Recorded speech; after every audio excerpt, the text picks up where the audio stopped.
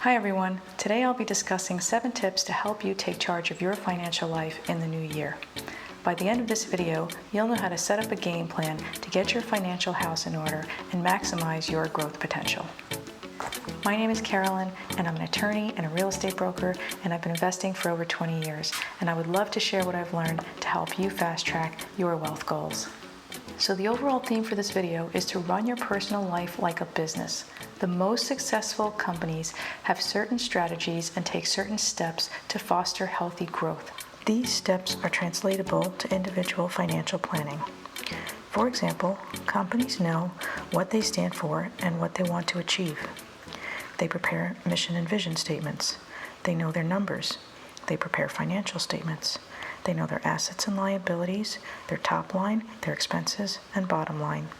They set quarterly goals, and they implement practices to track them and to reach them.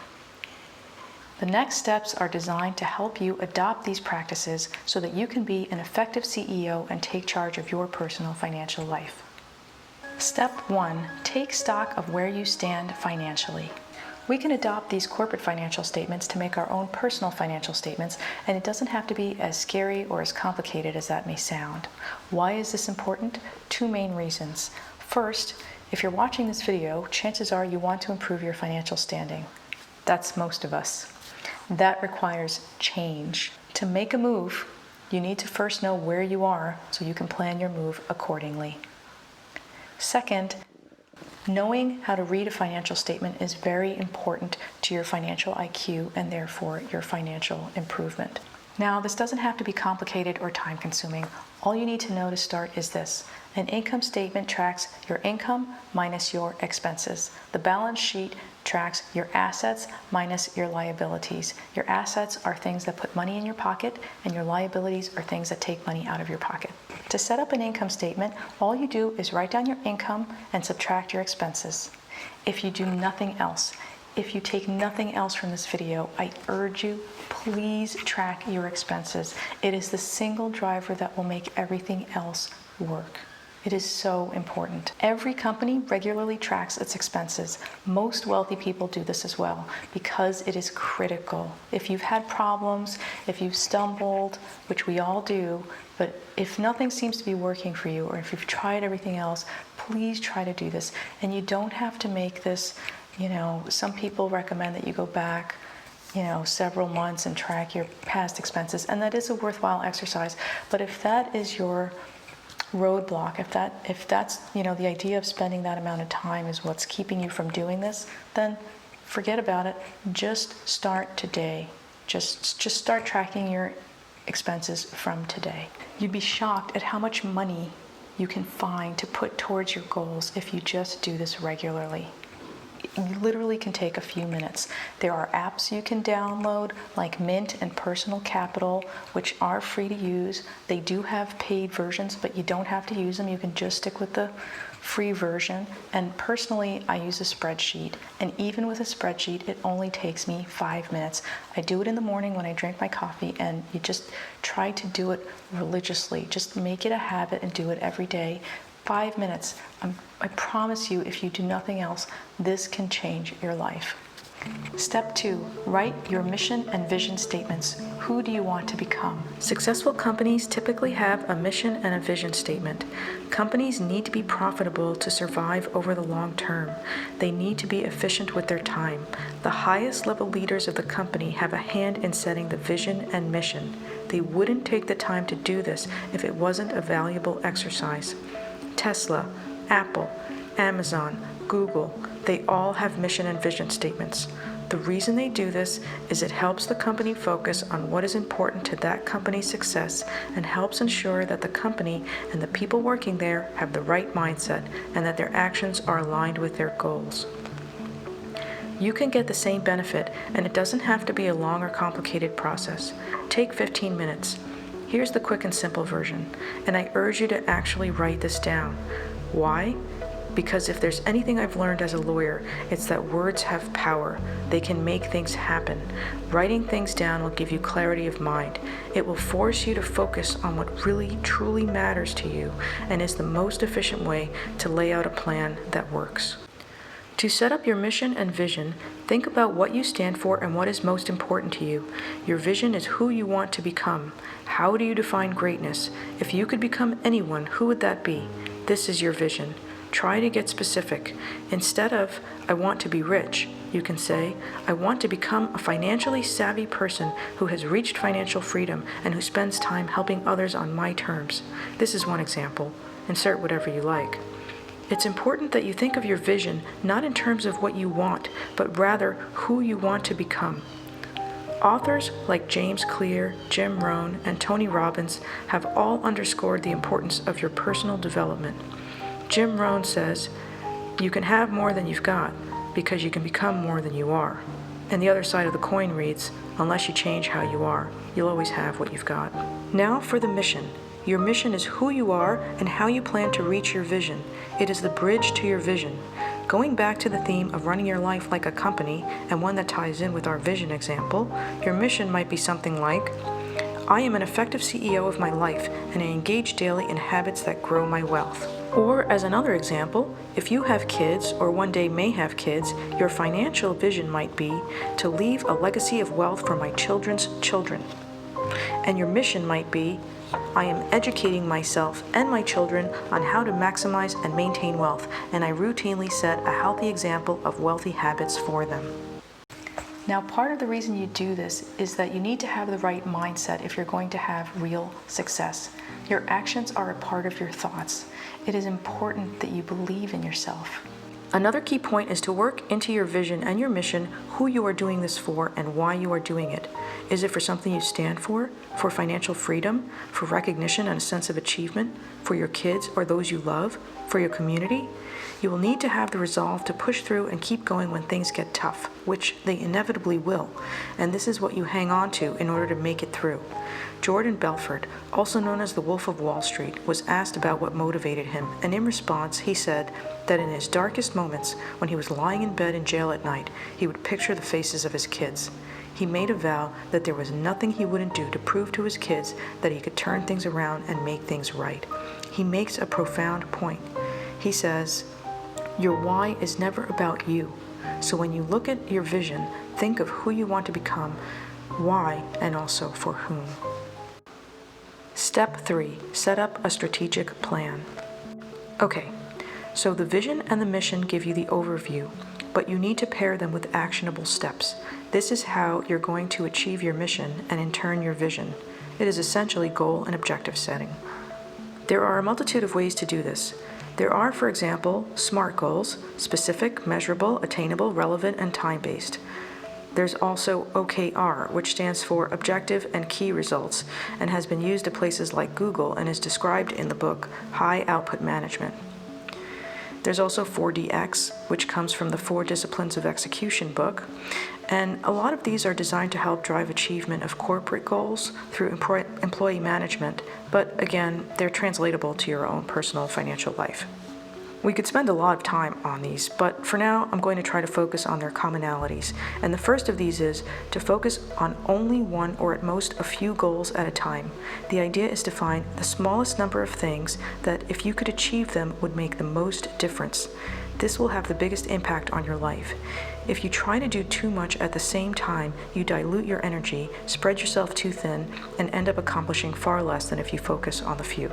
One way to home in on the choice few is to write down 5 to 10 things that you would like to achieve. Then circle the top 1 to 2, or at most 3, the most important. Then, for the time being, you ignore the rest. This is not my strategy, by the way. It's a variation on an exercise Warren Buffett did with his pilot when helping him to achieve his goals. He told his pilot to avoid everything else that wasn't circled at all costs. Warren Buffett has also said that when he plans his day, he picks the one thing that is the most important and he focuses on that to the exclusion of everything else. The key thing to realize is you're not saying the others are not important. You're just not focusing on them first. You can always turn to them after you tackle your top few. So if your vision from step 1 is to become a financially savvy person who has reached financial freedom and helps people on your terms, take a look at where you are now and ask yourself, what is the one thing that I can do that, if everything else remained the same, if I did nothing else, would propel me towards that goal? The 4 Disciplines of Execution book calls this your wildly important goal, the one thing that will have the greatest impact. Make this something specific and set a time frame. The 4 Disciplines lays out a formula that says, I will achieve X, the most important thing, by Y, the date. In keeping with the theme of running your life like a business, companies set quarterly goals, and I also like the quarterly or 90-day time frame. This is a time frame that is also commonly used in books like The 4 Disciplines of Execution and the 12-week year. A yearly time frame is often too far out. This is one of the reasons I believe New Year's resolutions fail. Shorter deadlines and regular measurement of your progress is key. Okay, so your goal might be put together a $1,000 emergency fund by March 30 or 90 days. Now, note, this is just a very simple example, but you can insert anything really here. You can scale it all the way up to, grow my business by 7 figures within X period of time. This is just to keep things simple for now. By the way, if you don't have an emergency fund, this would definitely qualify as a wildly important goal, as we all learned just from our experiences from last year. Or, say you already have a $1,000 emergency fund. Your goal might be pay off $3,000 of debt, or whatever number, by March 30 or in 90 days. Or it could be invest $2,000, or again, whatever number, per quarter.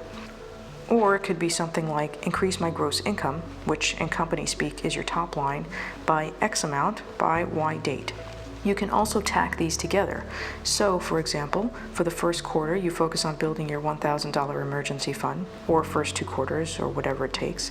Then the next quarter will go to your next most impactful goal, say paying off a certain high-interest credit card or a certain amount of debt, and then maybe amass a certain amount to invest by the next quarter, and so on. For each quarterly goal, you break this down even further, so you know exactly what to do on a monthly, weekly, and even daily basis. The $1,000 emergency fund example is pretty straightforward. You take $1,000 divided by 90 days, which is $11.11 per day, or $77.77 per week. We should also talk about the difference between lag measures and lead measures. Lead measures are the actions that make the lag measure happen. You usually have less control over lag measures, but you can influence them by picking the right lead measures. The trick is to look at your lag measure, what you want to achieve, and then think, what is the single most impactful thing I can do? The key here is it has to be measurable and something you can more or less control. Whatever you want to influence in your life and wherever you want to make a change, you need to be able to track and measure that change. It's very tempting to look at the lag measure to see if you're winning and achieving your goal, but it is more important that you focus on your lead measure to drive the success in achieving your goal. So, for your financial life, pick one thing to focus on. Here, our example, have a $1,000 emergency fund within 90 days, and our daily and weekly requirements, our lag, is contribute $11.11 per day or 77.77 cents per week. The lead measure might be to track your spending every day and locate a money leak that amounts to the $11.11 per day. If you find that you end up buying your coffee and lunch every day for, say, $12 a day because you're rushing out of the door, then your second lead measure could be make the next day's lunch before you go to bed and set up your coffee mug so that you can grab them on the way out and redirect that $12 to your emergency fund. Now, I'm not saying that you have to make your lunch or make your coffee in order for this to work. This is just an example. The key is to use your expense tracking to find places where you can use a workaround in order to still have what you want, but still come up with the money that you can then use for these goals. Step 4, take measurable action.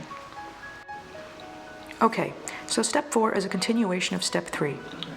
You have your marching orders from step 3. You then have to implement it and you have to measure it.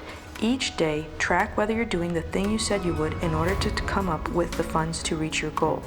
It may sound silly, but if you set up a checkmark system, you get caught in the momentum of having all these checkmarks for days where you did what you said you would, that it builds. If you do have a setback, then again, just keep going. Even if you miss your daily goal by a bit, or even a lot, you'll still be far better off than if you quit. James Clear goes through this in his book, Atomic Habits. Step 5, habituate and automate. This leads us to habits. While this is framed as a yearly plan, as you can tell, it needs to be broken down, first into quarters and then into monthly, weekly, and even daily action. Now, it sounds more complicated than it is because what you're really doing is finding your lead measure and then doing it regularly, religiously, habitually. This is what will truly drive your results. What really matters are your habits, what you do on a daily basis. We don't live year to year, we live day to day, and it is what you do in those days and in the moments within those days that really truly makes a difference. Wealth, like other things, is built habit by habit, and like other things, it compounds.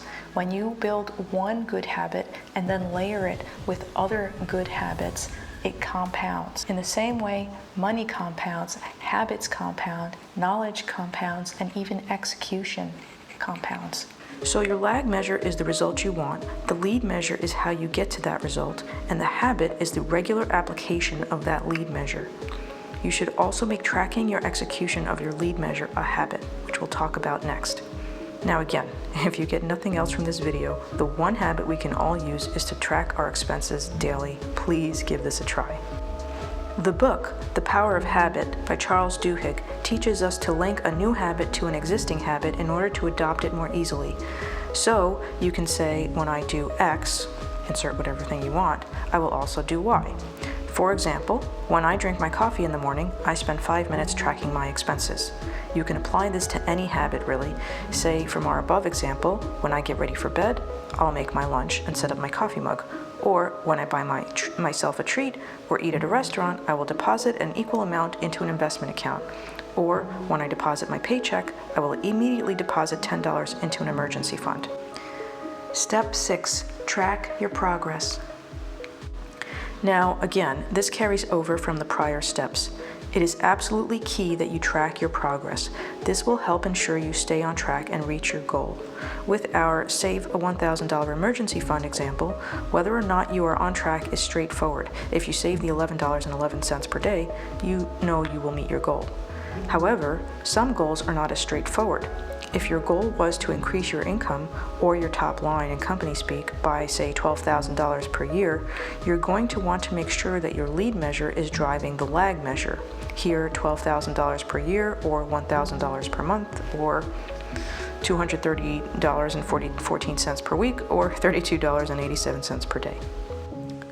Say you decide to increase your top line by taking on a side hustle, and you decide the lead measure is to post on different social media platforms for your services 5 days per week. You're going to want to track when you post, what your response is to the post, and other indicators in order to ensure that the lead measure you picked is working. If it's not, you may need to shift that lead measure, and assuming that you've stuck with the lead measure habitually, you'll have the information to know whether or not it's working.